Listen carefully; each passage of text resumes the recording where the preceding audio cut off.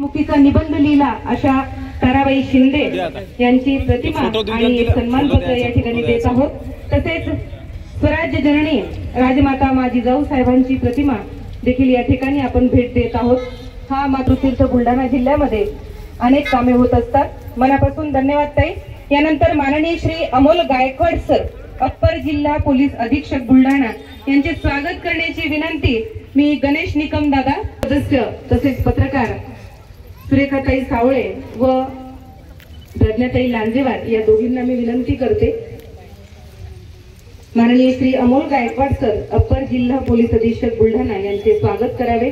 आजच्या कार्यक्रमासाठी आपण उपस्थित राहिलात, आपला अमूल्य वेळ आम्हाला दिलात।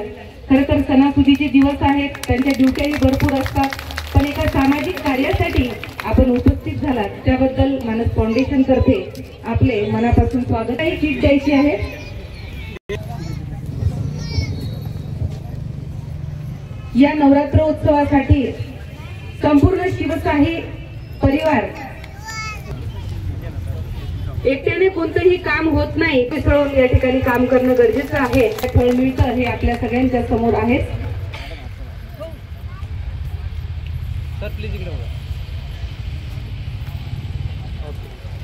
राहुल दादांचंही सातत्यानं सरांचं स्वागत करण्याची विनंती।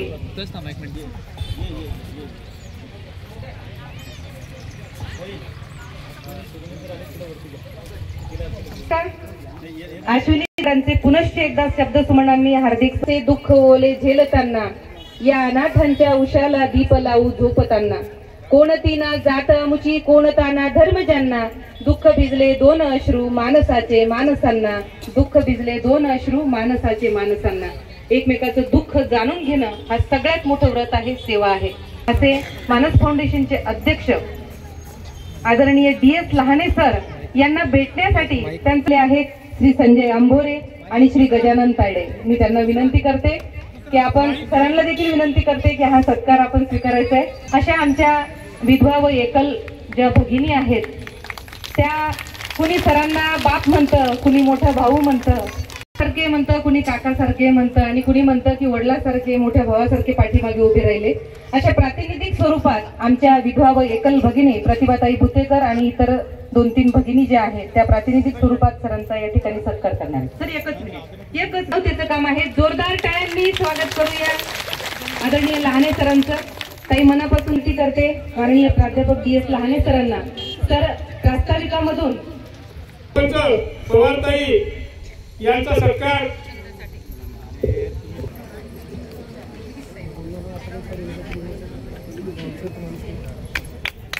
जोरदार टाळ्यांनी या ठिकाणी सरांचं स्वागत करूया। आणि ती हे काम करते, ते त्यांनी तुमच्यासाठी भेट दिले, खरं म्हणजे तुमच्यासाठी दिलेलं आहे, तर ते आपण स्वीकारावं अशी विनंती करतो तुम्हाला।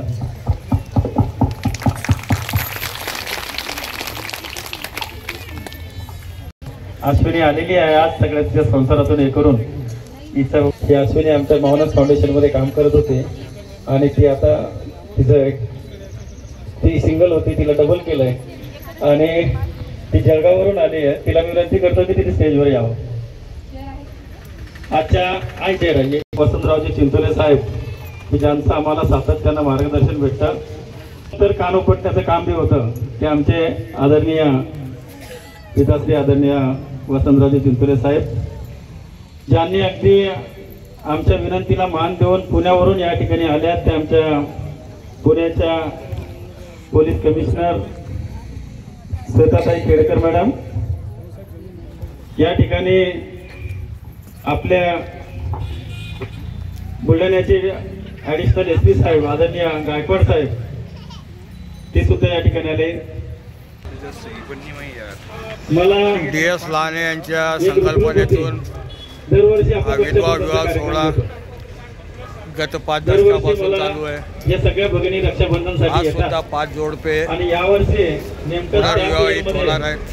आई गेली, आईचं त्या पिरियडमध्ये मला काही रक्षाबंधनचा कार्यक्रम घेता आला नाही आणि म्हणून मग वाट पाहत आहेत की बाबा आला नाही। काहीचे फोन येत होते, त्यांना माहीत झालं नाही काही गेली म्हणून, त्यांचे काही फोन येत होते की बाबा आज साडी दिली नाही। मी एका गावात गेलो, गरीब मला ती राहिली ना आज यावेळेस मिळालीच नाही, म्हणजे त्यांचा हक्क आहे तो, इतक्या हक्काने ते मला बोलतायत।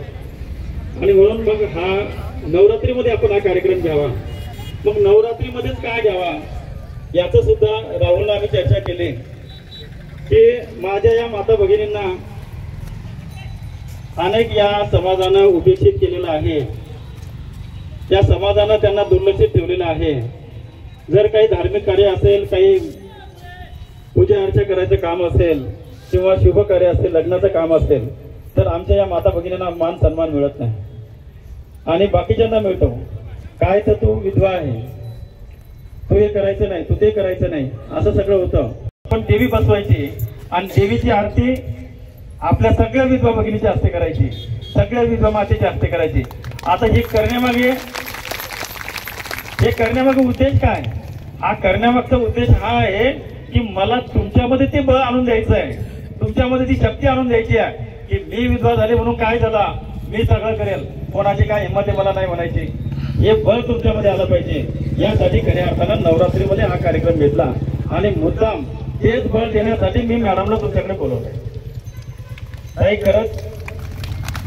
खरंच लोकांची काय आपण जगत महाराष्ट्र म्हणतो, चंद्रावर जायच्या गोष्टी करतो आणि हे सगळं करत असताना मात्र आमचा जो रथाचा एक चाक आहे, एक घटक आहे, मनुष्य स्त्री एक घटक आहे, महत्वाचा घटक आहे, त्या घटकांना मात्र आपण दुर्लक्षित ठेवतो.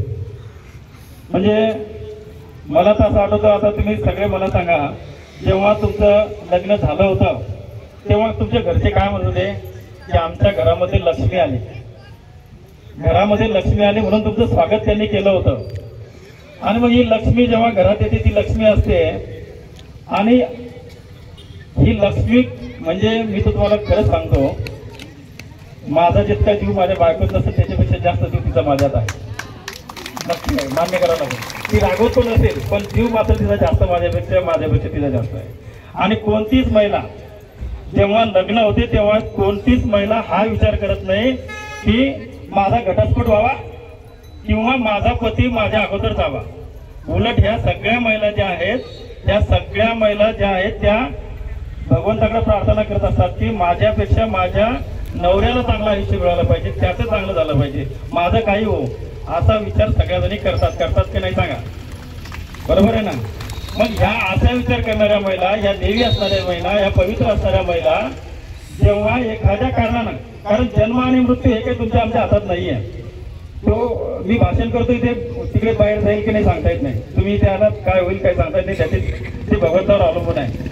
मग अशा वेळेस एखादा पती, त्या महिलेचा पती जर वारला असेल, तो गेला असेल, काही अनेक कारणं असतील त्यामागे, पण या कारणामध्ये मग ते कारणामुळं त्या महिलेला दोष काय असावा, तिचा काय दोष आहे, तिचा काय प्रॉब्लेम आहे, तिनं काय केलंय, तिनं काय केलं नाही, मग तिला तिच्यावर का बंधन, तिला का मग अपवित्र म्हणायचं? मग ज्या पहिल्या दिवशी ती घरात आली त्या दिवशी ती देवी होती, त्या दिवशी ती पवित्र होती आणि आज तिचा पती गेला ती अपवित्र झाली. तिला हे चालत नाही, तिला ते चालत नाही, समाजाने किती बंधनं टाकावं. गेल्याबरोबर तिचं कुंकू पुसून टाकायचं, तिचे जोडवे काढून टाकायचे, तिच्या बांगड्या फोडून टाकायच्या, तिने हिरवी साडी घालायची नाही, अनेक गोष्टी करायच्या नाही. म्हणजे मला तर इतकं वाईट वाटतं. आमची एक महिला ती मला सांगते की महालक्ष्मीचा स्वयंपाक मी सगळा करते, सगळा स्वयंपाक करते, फक्त दिवे करायचं आणि दिवे लावायचं काम दुसरे कोण करांगे, दिवे माझ्या हातचे चालत नाही. त्या महिलेला किती दुःख होत असेल मला खरं सांगा. कोणत्या महिलेला असं वाटत नाही की मी सगळं काम करावं म्हणून मी सगळे करावं? कोणाला वाटत नाही? वाटते का नाही तुम्हाला? म्हटलं नाही की आरती कर म्हणून, घरात पण नाही म्हटलं, बाहेर पण नाही म्हटलं, आणि हे करावं लागलं.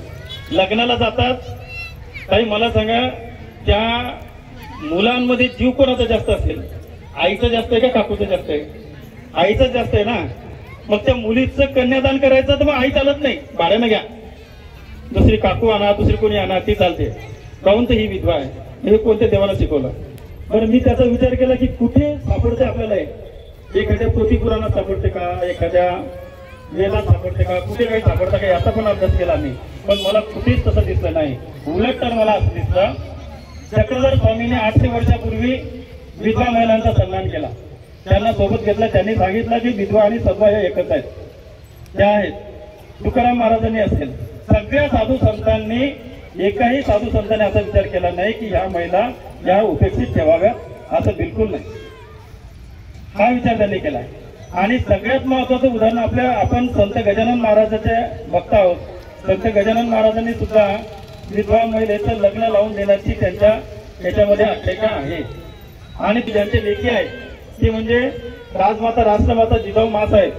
या राष्ट्रमाता जिजाऊ मा साहेबांनी स्वतःचे वडील वारले तर आईला सती जाऊ दिलं नाही, आईला सोबत घेऊन गेले. आणि त्या राजांचा जेव्हा राज्याभिषेक होता तेव्हा राज्याभिषेकाच्या वेळेस ही आई जिजामाता विधवा होती, त्यावेळेस ती राजाच्या बाजूला बसलेली होती आणि सगळं कुंकू टिकली लावून सगळं जशीच्या तशीच होती. मग माझं असं म्हणणं आहे, या माझ्या बहिणी का बरं तशा सुंदर राहत नाहीत, या माझ्या आई का बरं सुंदर राहत नाही, का बरं त्या कुंकू टिकली लावत नाही, का करू नये त्यांनी, काय समाजाची भीती आहे. बरं ज्या समाजाची तुम्हाला भीती वाटते ताई तो समाज असा आहे, या पती गेला ना 3 दिवस आवडण्याचा कार्यक्रम होईपर्यंत घरात गर्दी असते, जास्तीत जास्त 13वीपर्यंत. 13वीच्या नंतर मला एखाद्याने सांगावं की या महिला काय खातात, काय पितात, पोराचं शिक्षण कसं करतात, कसे वाढवतात, काय करतात, याचं कोणी मदत करते का कोणी मदत तर करत नाही, उलट त्रास देतात. अनेक महिलांनी सांगितलं की ते काय काय त्रास देतात त्या गोष्टी मी या ठिकाणी सांगत नाही, ते तुम्हाला माहिती आहे. उलट असे त्रास होतात. आणि सगळ्यात महत्वाचा प्रश्न काही अजून आहे की यांना त्यांच्या प्रॉपर्टीमध्ये मागितल्याशिवाय हिस्सा मिळत नाही. आणि काहींना तर मिळतो. आमच्या प्रतिभाताई या ठिकाणी आहेत, त्या प्रतिभाताई ज्या आहे ना किमान त्यांच्याकडे 1 कोटीची इस्टेट आहे, पण त्यांना शेतात जायला साहेब अधिकार नाही. अशा अनेक महिला, किमान 100 महिला तरी या ठिकाणी अशा निघतील की त्यांच्याजवळ खूप इस्टेट आहे, 7-12 त्यांच्या नावाचा आहे, पण 7-12 असून सुद्धा केवळच्या विधवा आहे, केवळच्या एकट्या आहे, म्हणून त्यांचा तो अधिकार त्यांना मिळत नाही. तो अधिकार आपल्याला त्यांना मिळून द्यायचा आहे. आणि म्हणून मी तुम्हाला म्हणतो की तो अधिकार असा तसा मिळणार नाही. साहेब आहे त्यांना तर मी विनंती करणार आहे, दोघं त्यासाठीच बोलवलेत. पण जर तसा मिळत नसेल तर मी झारखंडला गेलो होतो. झारखंडला तेव्हा तिथल्या महिलांनी काय केलं, त्यांनी सगळ्यांनी संघटन केलं आणि जे अधिकार देत नाही त्यांच्या घरासमोर जाऊन ते निदर्शनं करतात. हमारी मागे पुरी करो, आमचा हक्क आम्हाला द्या. बरोबर आहे. तो हक्क देण्यासाठी तुम्ही पुढे यायचं आहे. आता आपण का बरं आपले हक्क सोडायचे आहेत. म्हणजे पती गेला की ती पोरकी होऊन जाते, तिचं कोणीच नाही राहत. जसं काय ती लेकरं बी त्यांची नाही आहे आणि ती बाई बी त्यांची नाही आहे, अशी परिस्थिती होते का नाही आई. हे आपल्याला निश्चितपणे बदलायचं आहे. तर आम्ही दुसऱ्या गोष्टीला परत विचार करतो की यांच्यावर सामाजिक बंधन आहेत, यांच्यावर आर्थिक बंधन आहेत. आर्थिक म्हणजे काय खातात काय पितात याचा काही कोणी विचार करत नाही. ती महिला बिचारी काम करते आणि काम करण्यासाठी जेव्हा घराच्या बाहेर पडते तेव्हा पण नावं ठेवायला तयारच आहे. याला काऊन बोलली, त्याच्या गाडीवर काऊन बसली, इकडे काऊन गेली, हे पण नावं ठेवायला तयारच आहे. ते झालंय. आणि त्याच्याही पुढे जाऊन अनेक शासकीय योजनांचा लाभ त्यांना भेटतो का नाही हा पण त्याचा प्रश्न आहे. आणि म्हणून आम्ही आमच्या गेल्या 3 वर्षापासून 2023 पासून आम्ही या 4 घटकावर यांच्या संदर्भात काम करतोय. ते एक म्हणजे यांना एक सामाजिक बंधनातून मुक्त करणे. माझ्या अनेक बहिणी आहेत की त्यांनी सामाजिक बंधनं झुगारले. त्या सरळ कुंकू टिकली लावतात, चांगलं राहतात आणि म्हणतात काय करायचं ते कर. मला देऊळघाटच्या एका माणसाचा फोन आला, म्हणे सर तुम्ही लय वाईट करू राहिले, आता तुम्हाला आमच्या गावात मतदान नाही भेटणार. म्हटलं का बरं वाईट करू राहिले. काय म्हणे आमची भावजाई जी आहे म्हणे पहिले मस्त राहत होती म्हणे, आता लगे कुंकू लावती टिकली लावती कुठं बी जाती म्हणे. मी म्हटलं मतदान देऊ का नको देऊ, पण एक माझी बहीण सुधारली, तिला आणला, हे सगळ्यात महत्वाचं आहे. तिच्यामध्ये आत्मबल निर्माण झालं हे सगळ्यात महत्वाचं आहे. हे सगळं आत्मबल मला तुमच्यामध्ये निर्माण करायचं. तुम्ही त्या समाजासोबत टक्कर दिली पाहिजे, त्या समाजावर लढल्या पाहिजे. आणि त्यासाठीच मग मी हे आरती करण्याचा कार्यक्रम असेल, वट सावित्री पौर्णिमेचा तो कार्यक्रम असेल, सद्वा महिलांना शपथ द्यायचा कार्यक्रम असेल, किंवा म्हणजे यावर्षी आम्ही कार्यक्रम असा राबवला नाही की या महिलांना मी वाण द्यायला लावले. आमच्या विधवा भगिनीने वाण दिलेत. वाण द्यायचं काय असते, वाण देताना तुम्ही म्हणताय येता कोणाची राणी देता कोणाची राणी. मी त्यांना म्हटलं देताना सांगायचं स्वर्गीय रिकाम जागा पाटलाची राण, दिवंगत रिकाम जागा पाटलाची राण. आणि ते केलंय, असू नका, केलंय ते. इथे कार्यक्रम केला, काय चुकीचं आहे त्यात मला सांगा ना. तुम्ही त्यांच्याच नावानं राहताय ना, मग वाण द्यायचा काऊन नाही द्यायचा. बरं